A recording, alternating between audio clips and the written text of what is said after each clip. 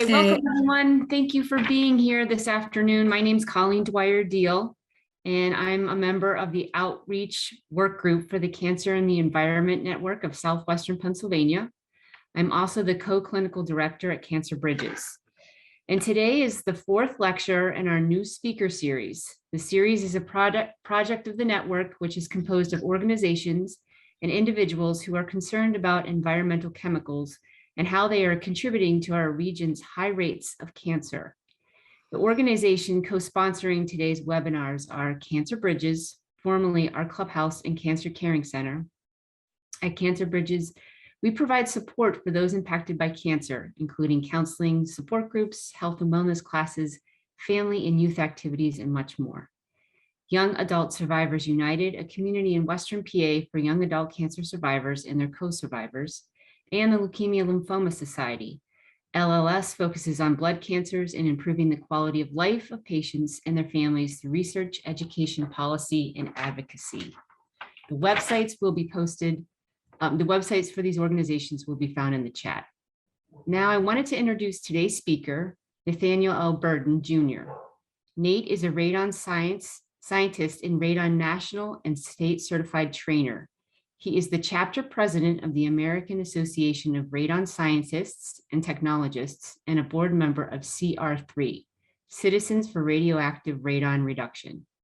Nate has performed consulting, radon testing, and mitigation across the US and Canada, and also for the Department of Defense in Germany and Italy. In 2021, Nate was awarded the Radon Heroes Award by the Conference of Radiation Control Program Directors. Nate was the former nuclear operator for the decommissioned Shippingport Atomic Power Station and Beaver Valley Nuclear Power Station. Nate is going to speak with us for about 30 minutes this afternoon, and then we all have time for some questions. So thank you for being with us today, Nate. I'm going to turn it over to you. My name is Nate Burden, as I was just introduced. I'm going to talk about radon, basically, in Pennsylvania, and why we should be concerned about it, and the very fact that this is the second leading cause of lung cancer in the United States and the #1 cause of lung cancer deaths for non-smokers. And that's the key thing that we need to understand. Basic radon facts: what's radon? It's a radioactive gas that comes out of the ground from the decay from uranium and radium, okay, radium-226. Basically, there's a decay chain. And with all the uranium and transuranic radioactive materials like radium and uranium, basically Pennsylvania is known to have very high radon levels, and it's considered a Zone 1 EPA state, which means that high probability that maybe 40% of the houses that are tested in Pennsylvania have elevated levels above 4 picocuries per liter. And we'll explain what that is as we go down. It's a radioactive gas. A lot of times when we say radioactivity, people don't understand radioactivity or radiation. And we're really talking about ionizing radiation. And that's the unique thing about radon, is that it's radioactive. It's a radioactive gas that decays from uranium and radium. And that gas basically has what we call a half-life of about 3.82 days. That gives us enough time for that gas to come up through the ground, and our houses that sit on the ground basically are at negative pressure. That means that more air is leaving the house than what's coming into the house, and that actually creates a pathway or a vector for radon to migrate into houses. And the question here, what happens if my house is just slab on grade, doesn't have a basement? If it still sits on the ground, radon gas, which is a soil gas, can still communicate up into and transport up into the volume space of the home where you live at. So that's the key thing we want to look at. So radon is a known human carcinogen, actually a Class A carcinogen. That means that we have strong scientific evidence that radon causes lung cancer. Our state geology, Pennsylvania, puts Pennsylvania at risk of high radon levels. So why isn't this a big deal? Generally, you will see when you try to buy a house in the state of Pennsylvania, they'll have a radon addendum, basically saying that you as a buyer have the right to do a radon test. And again, what's the big deal? I never heard about it. It's not in the news a lot. And then let's add one more thing about radon. It's invisible. You can't smell it. You can't taste it. You can't see it. So you've got this invisible gas. How do you get this? If it's the second leading cause of lung cancer in the United States, we should be more concerned about that. So a lot of things that we can't see or we don't perceive can still be a risk, to the humans, that live in homes, especially in homes and buildings and schools. So before we talk about radon, let's talk about lung cancer. Cancer is when cells, basically the DNA and genes, are damaged for whatever reason. It could be chemical, it could be environmental, it could be ionizing radiation, it could be a lot of different variables that could cause that. But these cells, basically, in a specific gene that controls the growth of the cell, gets damaged. And all of a sudden, that cell now loses its growth control and starts to multiply and starts to grow and becomes a tumor. Now it wants to spread other places, and it breaks off and goes to other places or metastasizes. So you get a general idea about cancer. Then lung cancer is obviously cancer in the lungs. So how does radon cause that? The damaged cells lose their growth control, they multiply, these cells can create tumors and spread throughout and metastasize to other areas. Lung cancer is the #1 cancer killer compared to other types of cancers. And that's still true even now, even with, all the things with Chadwick Boseman's, with, his type of cancer where you have the colon cancer and the pancreatic cancer and the different things like that. Lung cancer is usually not diagnosed till later stages. That's the real key thing there. I'm not diagnosing lung cancer when it's stage 1A. Normally it's diagnosed when it's stage 2, stage 3.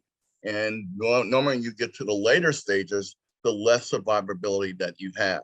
It's estimated from 2019 that more than 228,000 people will die or will be diagnosed with lung cancer. Now, with the EPA studies and the BEER report, we call the Biological Effects of Ionizing Radiation, BEER 6 report, basically EPA attributes basically about 12%, 12 to 14% of the lung cancers that are occurring are attributed to radon. So you can look at about 21,000 people are dying from radon-induced lung cancer every year. Within Pennsylvania, that could easily be somewhere around, the estimated somewhere around 1,000 to 1,800 people are dying from radon-induced lung cancer. Obviously, smoking is the #1 cause of lung cancer. We know that radon's the second leading cause of lung cancer. And for never smokers, radon-induced lung cancer is the #1 cause of lung cancer. Again, the 5 causes of lung cancer, this deals again with the Cancer and Environmental Network of Southern PA. We want to focus on the things that cause cancer. And this is preventable. What can we do as a group, as an individual, to reduce my risk of getting any type of cancer? Obviously, smoking is a major cause. Radon gas, which we're here to talk about today, asbestos, again, that's very well known. A lot of people don't dispute about that because of all the different things about that. Air pollution, industrial air pollution has been linked by EPA. They just put out a report now linking and showing a correlation that industrial air pollution is responsible for a lot of the cancers that are occurring. Genetics, your genetic disposition, all those different kind of things that do come into play. Again, key radon lung cancer facts: 21,000 plus annual radon-induced lung cancer deaths in the US.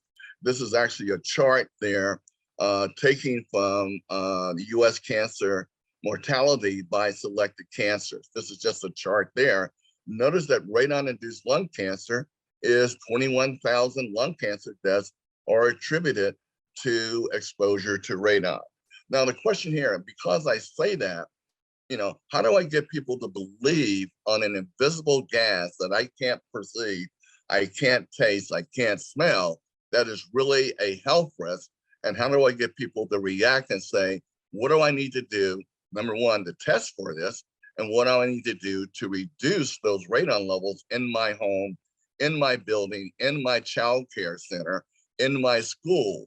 And that's mean any building that's in ground contact can have the potential of having elevated radon levels. Again, lung cancer. This is just more graphics just to document that what stage is lung cancer usually detected. It's usually detected in the later stages. That becomes critical in the survivability of people that do get lung cancer. And we have a friend of mine, basically she was very blessed, and her lung cancer was discovered in 1A. But generally people's lung cancer is discovered in stage 2 and stage 3. I have a friend of mine that's in, I think, Michigan or Minnesota, that is actually diagnosed with lung cancer at stage 4. And she honestly believes the cause of that was radon-induced lung cancer. Well, someone may ask, is there a biomarker or a biosignature that you can say, yep, this person died from radon? And that's still ongoing. There's a lot of studies looking at ionizing radiation, specifically alpha radiation, and we'll talk more about that as we go through. But this is just to go through an overview of the dangers and the threats in your home. Nearly 80% of those with lung cancer are former or never smokers. Okay, so that tells me that basically people that are getting lung cancer, obviously the number one cause of lung cancer is tobacco. But then that other 14 to 15% added to the other factors that I showed before can all contribute for someone getting lung cancer. Again, putting radon risk into perspective in your home. The EPA action level is 4.0 picocuries per liter. Picocuries is just a measurement of how we measure radioactivity coming from an object. So the 4 picocuries per liter is the EPA action level. So if you're living in a home, say, with 4 picocuries per liter, from the epidemiologies and other types of studies and the Beer 6 reports, they attribute that the exposure in a house of someone living in a home would be like smoking 8 cigarettes per day. So if you were getting 8 cigarettes at 4 picocuries per liter, and a lot of the houses that we measure in Pennsylvania, we've measured houses over 100 picocuries per liter. We actually have one house, I think, in Harrisburg that was over 3,000. But we have one in Allentown, PA, below Philadelphia, that we measured 17,000 picocuries per liter, which is the highest radon level ever measured in the world. And that was in the state of Pennsylvania in Allentown, PA. So again, the risks associated with radon, and if you look at basically other types of risks, drunk driving, in-home falls, drowning, and fires, you would think that radon, it would be on their radar, and this would be talked about all the time. But generally, radon is not talked about unless someone takes the time and the media decides to do a special on radon specifically, but generally it's not on most people's radar. And it's one of the things that we can do that can prevent a radon-induced lung cancer by first testing and then mitigation, which we'll talk about as we go through this. Again, know your numbers. The EPA action level is 4.0. It's not fully a health-based measurement. The World Health Organization has a health-based measurement of an action level where something should be done at 2.7 picocuries per liter. Even at radon levels below 4 picocuries per liter, you're not safe. Even at 2 picocuries per liter, still can induce a significant amount of radon-induced lung cancer.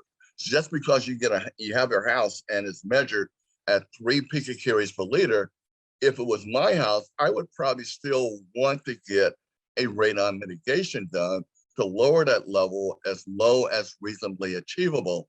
And in the nuclear power field, we call that a LARA. It's an acronym, as low as reasonably achievable for this. And how much does it really cost? We'll talk a little bit about that at the end of this presentation, the cost of the radon test and the cost of what do you need to do to mitigate or put a system in to correct or reduce the radon exposure in your home, to your family, or in a school or a daycare center, or even a workplace. So this is just giving you a general idea. Again, there's a lot of stuff spent. This is actually from Canada. Canada also has spent a lot of time with Canada Environment, Canada Health about radon gas and smoking. If you smoke and are exposed to radon at the same time, your risk of getting lung cancer goes up by a factor of 10. So it's synergistic, almost like 1 + 3 = 10. So it's a synergistic effect between tobacco smoking and lung and exposure to radon. Just to give you a little bit of breakdown, when we're using a lot of terminology, even as a physicist, I want to be careful that people understand what the big deal is. So I want to try to explain sort of like the mechanics of how radon can cause lung cancer. Radon is radioactive. It gives off radiation. Obviously, when we think about radiation, we think about X-rays. We think about gamma rays. So there's really 3 types of radiation. Gamma radiation, which is the emission of energy, say from the nucleus of an atom or from electrons being slowed down and given off their energy. Beta particles is the emission of an electron from the nucleus, is by really a term dealing with neutron decay. And then the alpha particle is 2 protons and 2 neutrons. You remember your old high school chemistry, being ejected from the nucleus in the process to reach stability, which is radioactivity. So when an element or an atom is unstable, it wants to emit energy or particles to reach stability without getting into all the nuclear physics stuff that normally I have to go through. So I just want you to understand the alpha particle specifically. That's like the Mack truck of ionizing radiation. It's 2 protons, 2 neutrons. The beta particle is about 1/2000th of a proton, but an alpha particle is about 8,000 times bigger than an electron. And that alpha particle, when it hits electrons, will knock those electrons out. What's unique about that is when you start knocking out electrons, say within a living organism, you're changing the chemistry, how things combine.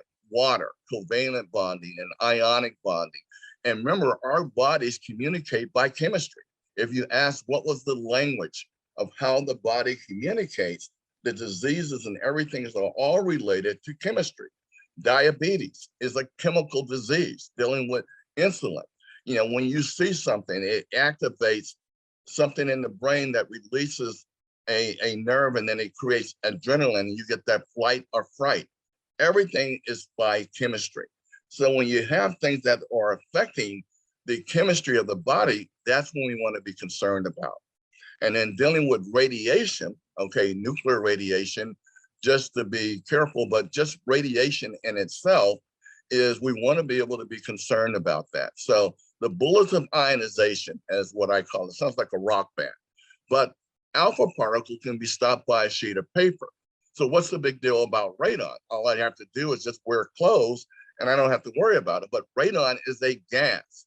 So when I breathe it in, now the alpha radiation that's coming from the radon is directly bombarding my lung cells.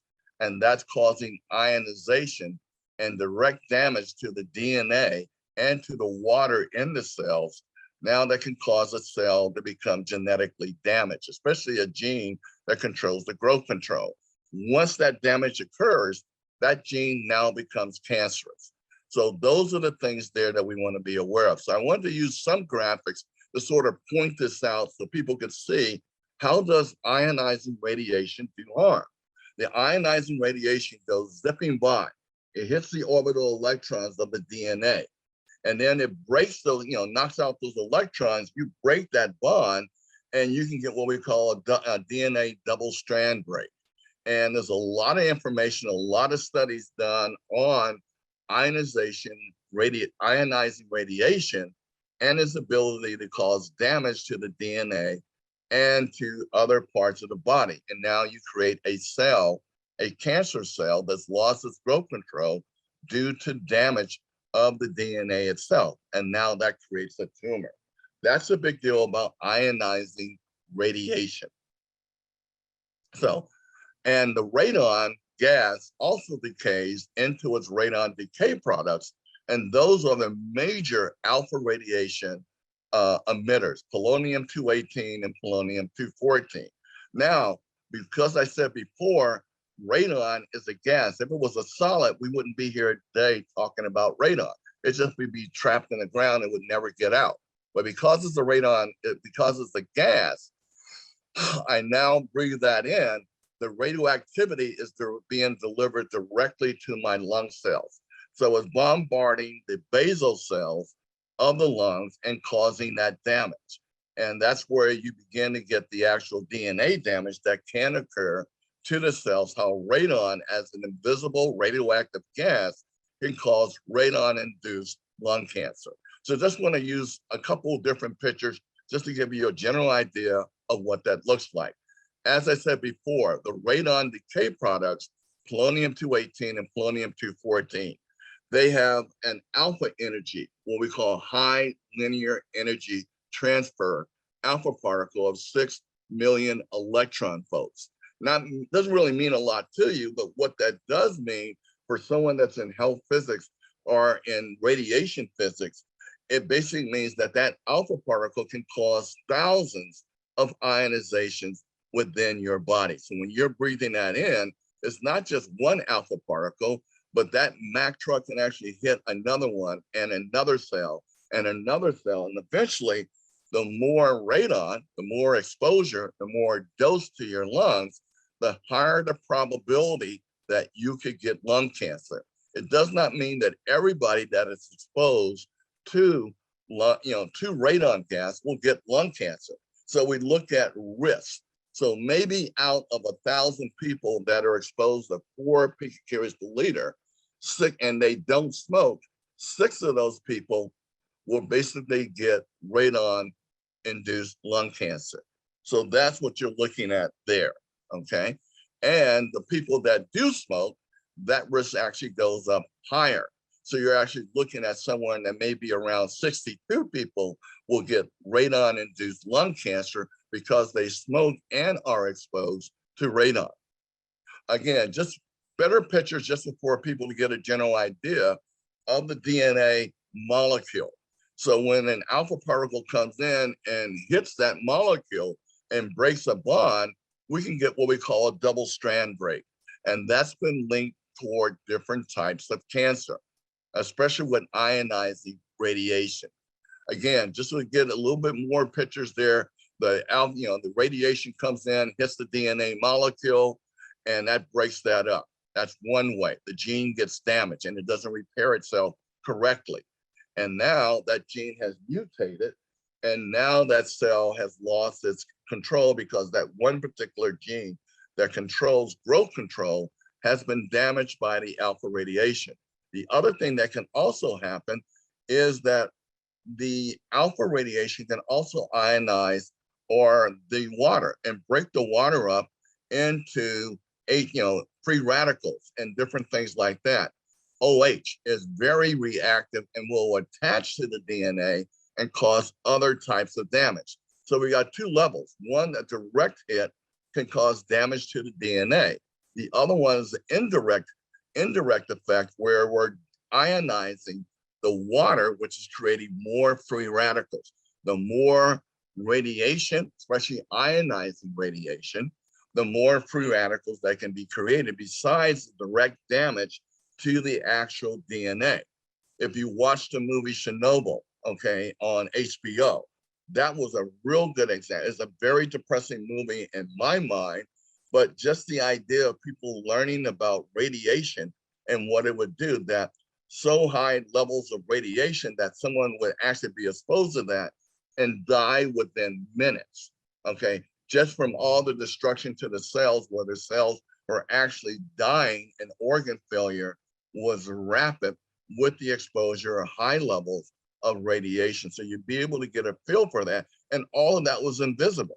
So one of the things that deal with health physicists and people that are radiation safety officers, Their job is really to make sure to minimize the effect and exposure of radiation. Okay, we're talking about nuclear radiation, of radiation to the public and to the workers in a specific area, whether it's an X-ray machine in a nuclear power plant or someone using a radioisotope as a tracer or something like that. The goal for the radiation safety officer and the health physics industry is to control, regulate, and minimize the exposure of radiation to the public.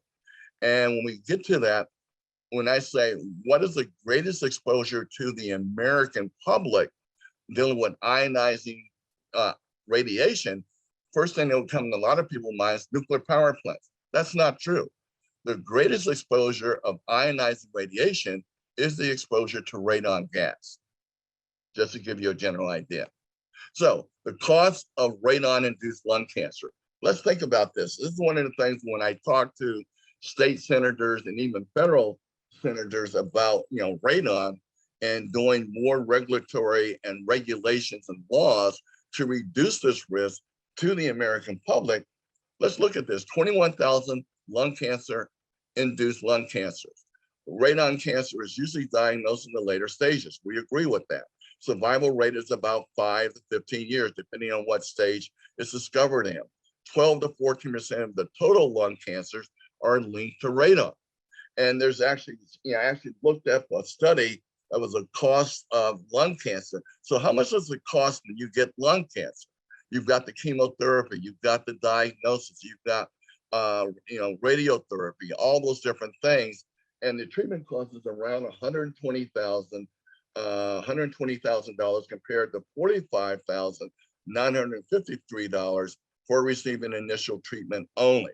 The greatest monthly patient liability incurred by chemoradiotherapy patients ranging across stages was from $1,600 to about $2,000 per month. So they assume a cost of $100,000, okay, for the cost of someone with lung cancer.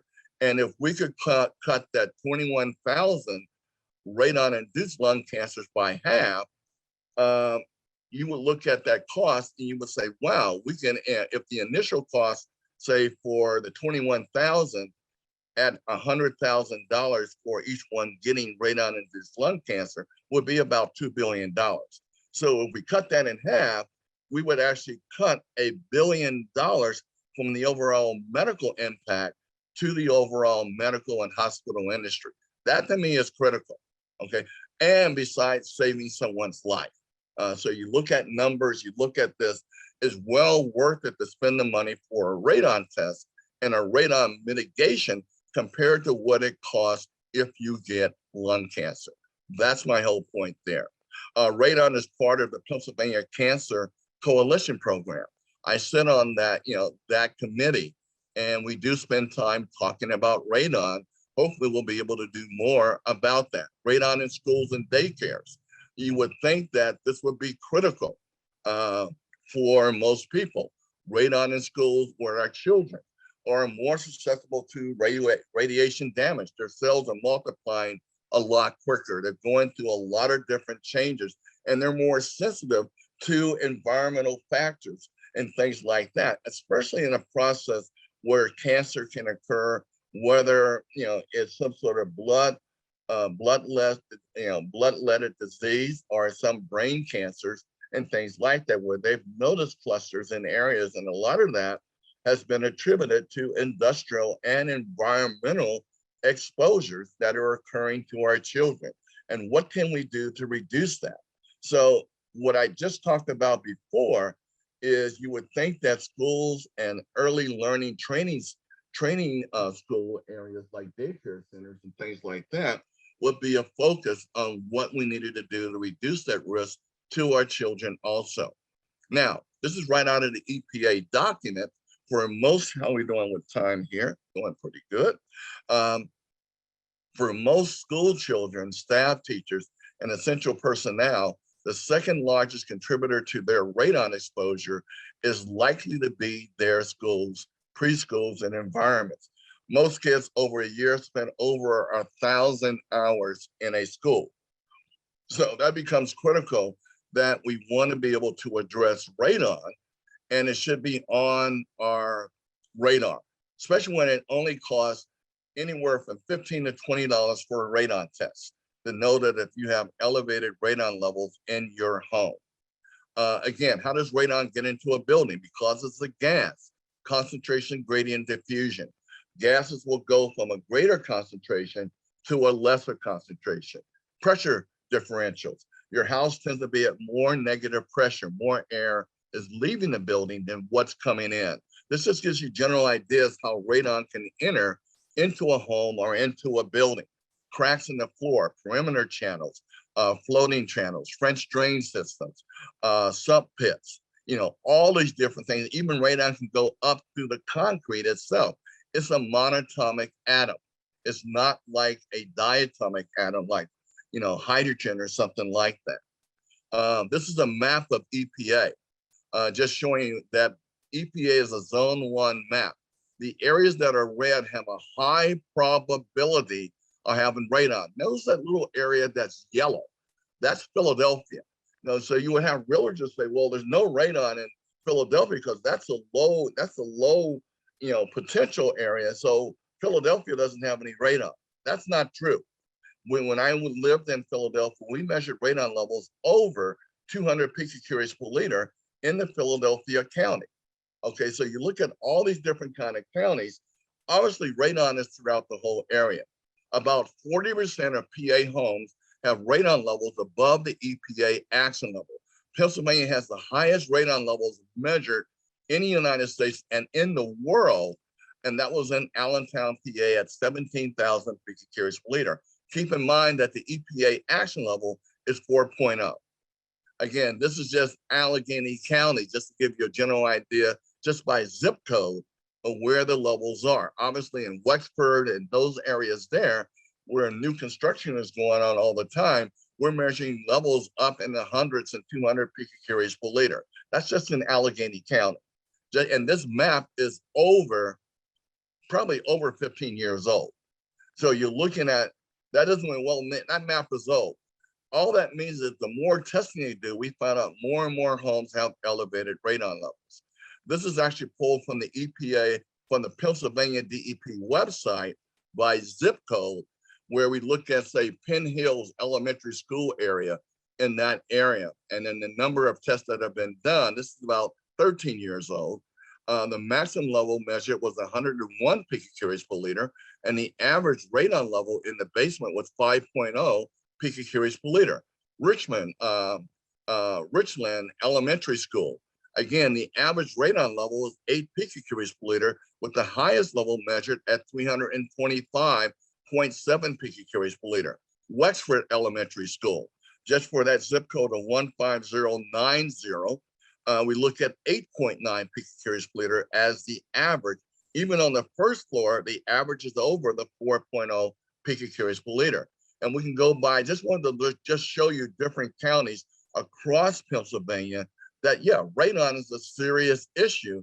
And the funny thing is, most schools have not tested for radon. You would think that would be a major issue. We're actually meeting with state senators and representatives and trying to get a law passed that will require all schools and daycare centers to be tested.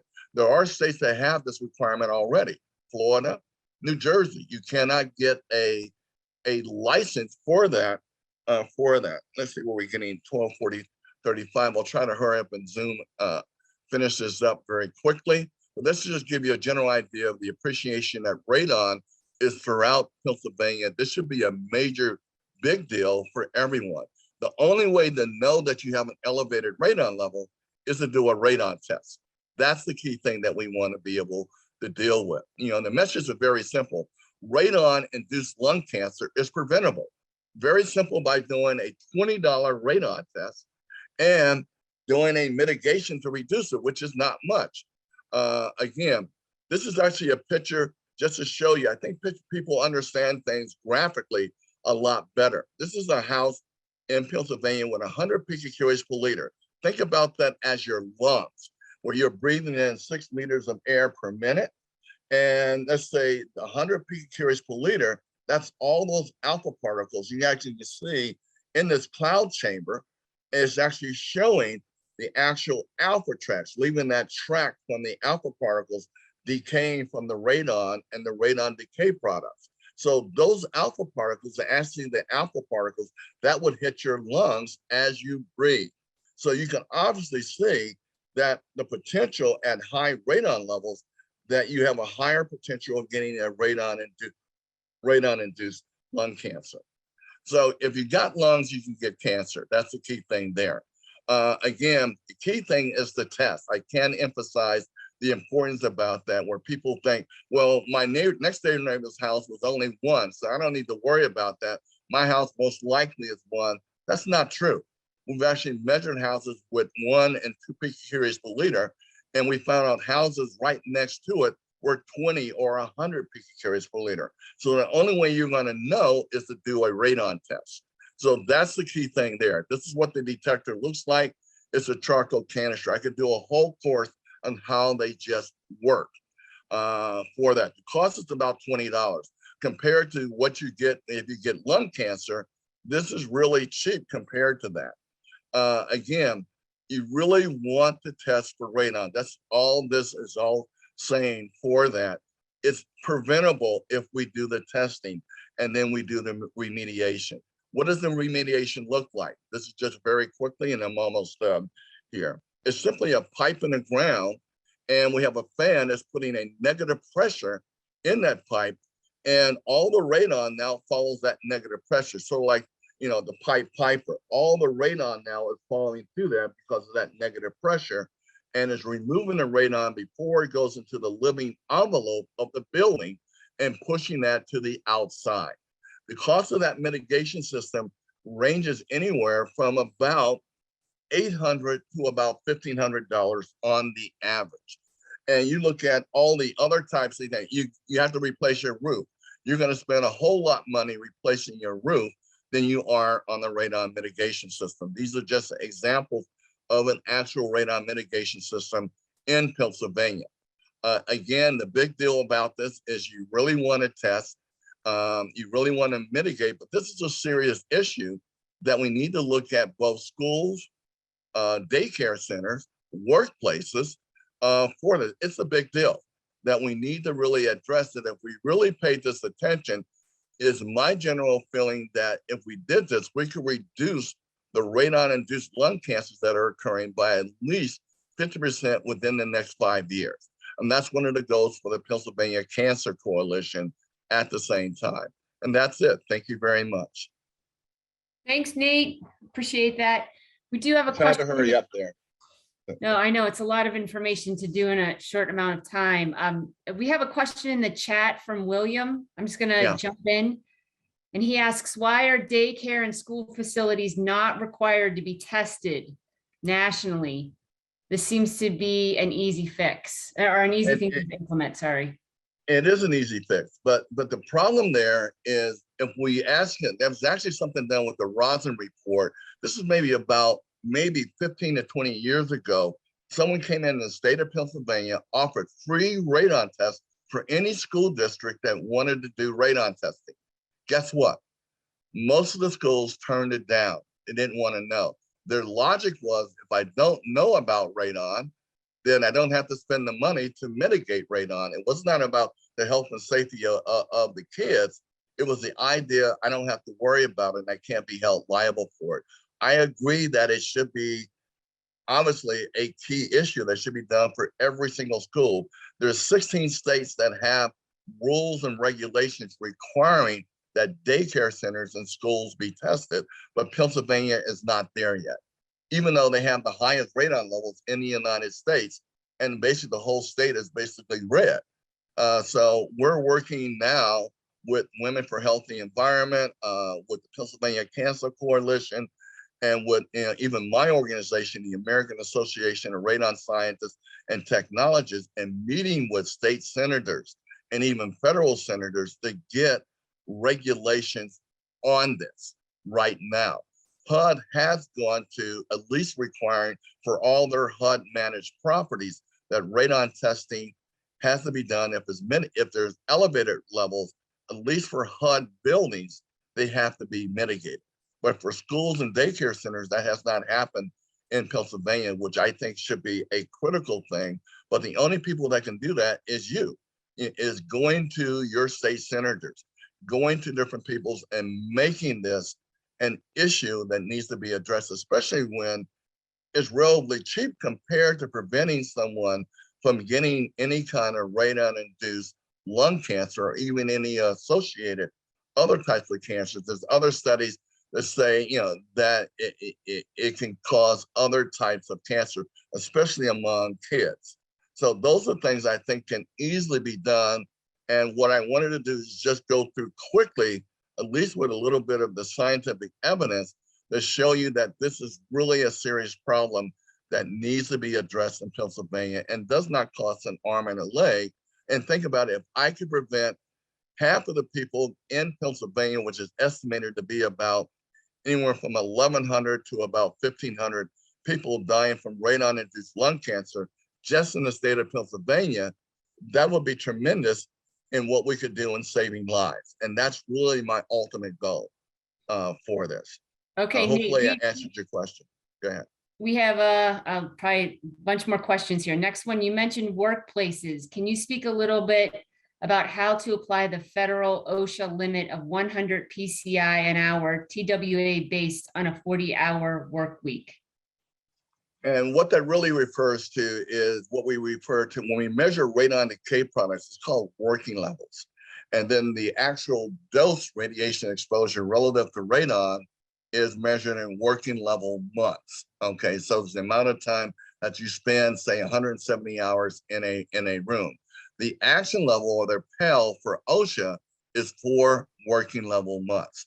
We're meeting with OSHA right now. They're revising all that, especially for workplaces, that ideally you're supposed to make that workplace safe. How are you going to know that without doing a radon test? Let me add one other flavor to this, is with the COVID and the CARES Act, where people now are bringing in HVAC and portable, air movers and things like that, they can inadvertently cause negative pressure and actually exacerbate the radon levels in their building without even knowing that. So if you're not doing a radon test at the time when you're also doing HVAC adjustments within your building, you could potentially actually increase the radon levels without even being aware of it. So hopefully I answered the question. That working level PEL for OSHA is 4 working level months. So the thing there is we have some banks and some schools and some actual buildings that I've done radon testing for, but generally most buildings aren't doing the radon testing because it's not, again, they're not being forced to do that, or their feet aren't being held to the fire as a workplace. And the same thing would apply to teachers and in schools where they spend a long time there. That's a workplace for a teacher. Therefore, you would want to be able to address that. Very good question. Okay, next question is from Mark. Is there a correlation with terrain and geology and high levels of radon? Yes, there is an area there. If you look at that, I would say yes and no. The thing that I don't want to do is people get focused on the geological things. There's actually an area running through Pennsylvania and up through New York and New Jersey called the Reading Prong area, okay, which is a geological formation, has a high concentration of uranium from the glaciers moving the transuranics up to the near surface.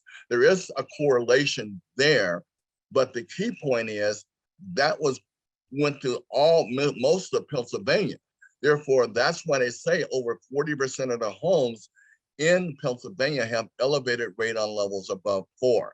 So there is some correlation with geographic location and uranium content, but the key thing is to get focused on doing radon testing to verify you don't have an elevated radon level. Okay. Next question from Tom. What are typical background radon levels and what level should you mitigate down to?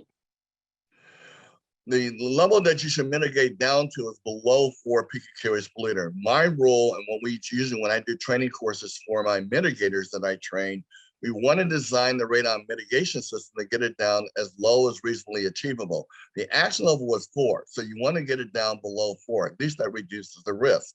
If I have the capability, I would want to reduce it down to below 2 picocuries per liter.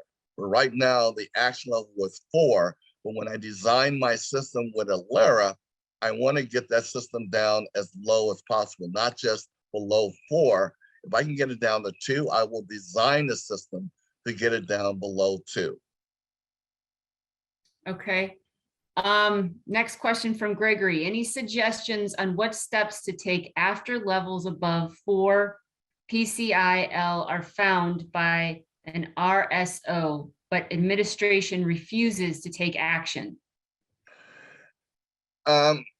Normally, it depends on how you present that. Normally, again, like I said, the report, the quality of the report, if you say, let's say you're doing a university, I've worked with Bloomberg University and a couple of other universities before. Carnegie Mellon, the school that I went to my understanding, had elevated levels. And they're in the process of actually have been doing radon mitigation with certain certified radon mitigators. So I guess the rule is presenting this to the people, to your board of directors and whatever, say, hey, here's the elevated radon levels.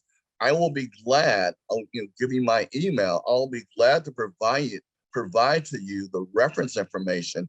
And also I can be available, which I have done numerous times, being a representative, speaking sort of as a subject matter expert, but not coming from that corporation or something like that.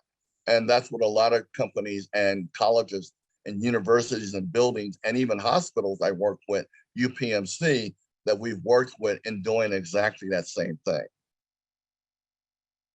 Okay. Next 2 questions I think are similar. How often should people test their homes and how frequently should radon testing be performed? Generally, basically, they usually recommend you want to do a radon test anytime you make any changes to your home. Let's say you put in a brand new HVAC system, or you put in a French drain system, or you put in a sump pump. That would be a good time to do a retest. The recommended time is every 5 years. If you have a mitigation system already installed in your home, the recommendation is to retest every 2 years. I didn't know that. It just on the side, the mitigation systems, does anything ever go wrong with them? Like, do you have to test that they're working accurately? Yeah, there's actually there's a whole thing to that. I actually sit on an ANSI standard committee and writing the actual standards on how to do the installation. I've installed about maybe 3,000 to 4,000 systems across the United States and in Germany, Italy, and Canada. But generally, there's actually a YouTube or a manometer, since the pressure differential that the fan is inducing to suck the radon up. There's actually a manometer that sort of verifies that. You can look at that and say the fan is working and negative pressure is being induced underneath the slab.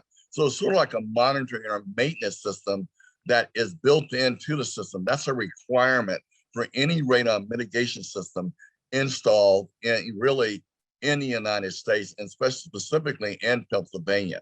So there's a monitor that will sort of give you feedback that the system is working correctly. Then every 2 years, you will follow up and also do a radon test to verify quantitatively that the system is working correctly by saying, yep, the system still keeps the radon levels below 4 picocuries per liter. Okay, thank you. Next question, why haven't we addressed this issue as part of the building code? Radon reduction techniques should be included in the code. What has AARST done on this front? The Appendix F is what that's referring to with builders. Again, understanding with builders, without being, I'll have to be nice. Builders can be, cheap and self-serving in the sense that they don't want to do anything that costs money or anything that creates liability to them. There is a movement right now, an active movement with ARS, the American Association of Radon Scientists and Technologists, where we're meeting with the National Home Builders Association. We're meeting with HUD and banks and other people in recluding an actual standard that actually refers to that in the building codes. It's called Appendix F, is what it's called. And we're trying to get that accepted by the builders. Okay, right now. I can send you more detailed information on where we are on that and how you can become involved if you would so like. Nate, do you want to put your email address in the chat so that if people... Yeah, I think yeah, I can do that in the chat. It was on the actual email. I'll do that right now. I'll put my email address right now. I'll do that. And I'll be glad to be available for anyone. And I'll be glad to do any other presentations or anything else that anyone else would like. I can go in more detail. I can be more technical. It just depends on the audience that I am talking to. Okay, that's great. Okay, hold on. I'm putting it in now. Sure. While he's doing that, if anybody has any other questions, if you want to add them to the chat. Nate, we really appreciate all your information. Oh, it's been a pleasure. Thank you so much. I did want to ask you, lots of thanks for you. Just, I know you touched on where to get radon tests, but do you have any final thoughts about that? You can actually buy them online. Okay, you can buy them from a company called AccuStar, ACCUSTAR, or Spruce Environmental. Okay, SPRUE. It's all the same company, but it's called AccuStar. You can actually buy them online with Amazon. There's a lot of different places. You just want to make sure you're buying the detector is approved by the state and by EPA. Okay, and we can actually send the actual references. Let me pull that together for you, Colleen, and I can send that over to you that you can disperse to all the attendees for that on good sources where you can get that. I don't want to play favoritism to one particular manufacturer, but I know AccuStar has a canister that is very well done. You know, that's a pretty accurate device for that. I do other training courses, like I said, for medical and for different people and different things like that. So I'm always available for any other presentations that you would like. Just email me, let me know what I can do. It's my privilege and pleasure to be of assistance. Okay, it looks like we have one final question here. Can you speak to the creation of a different mitigation level for occupational settings? The current action level is based on 75% occupancy for 70 years. This is not the exposure conditions in school. Nobody is there 75% of the time for 70 years. There should be a different standard. What you're dealing with is dose exposure. But what we do know that even while the people are in the new standards actually deal with when that school is occupied, not when it is not occupied. So there's actually standards that address the occupancy when they're in the school. If the radon levels are elevated there when they're in the school, that becomes critical. If they're not in the school, let's say after, say, 6 or 8 o'clock, during that time in the nighttime when no one's there, we don't care what the radon levels are there because there's no exposure to anybody, no one's in the school. Therefore, and that same thing applies to workplaces. So there is a distinction between that without getting too technical. We have addressed that in the standards. The other side of that coin is multifamily buildings, apartment buildings and things like that.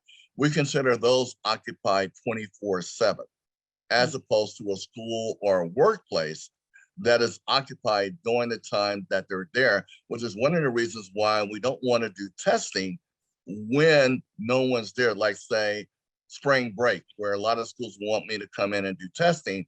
I'll tell them no, because normally their HVAC system is on what we call a setback to save energy. It's not set for when the building is occupied. So a lot of that is addressed within our actual protocols and standards. Hopefully I answered that question correctly. It is handled, it is addressed fully, because what you're really referring to is the potential dose exposure for the time there. And remember that it's not just the school.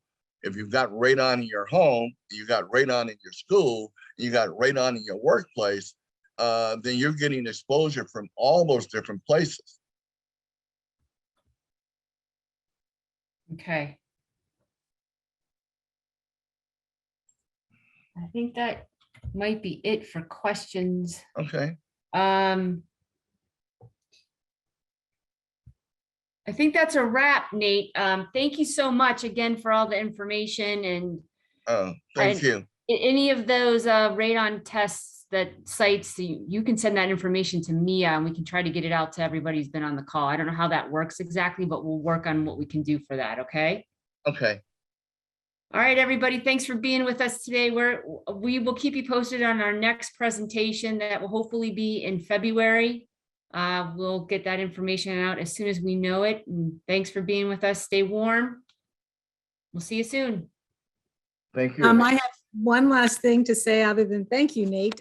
This recording will be available in about a week, and that link can also be sent to everyone. Nate, there was a question regarding access to slides. So I'll leave that up to you. You can have my slides. Yeah, okay. I'll send a copy over to you, and it's distributed to everybody. Great. Thank you. Thank you all. Thank Kim. You're welcome. Thank you. Welcome.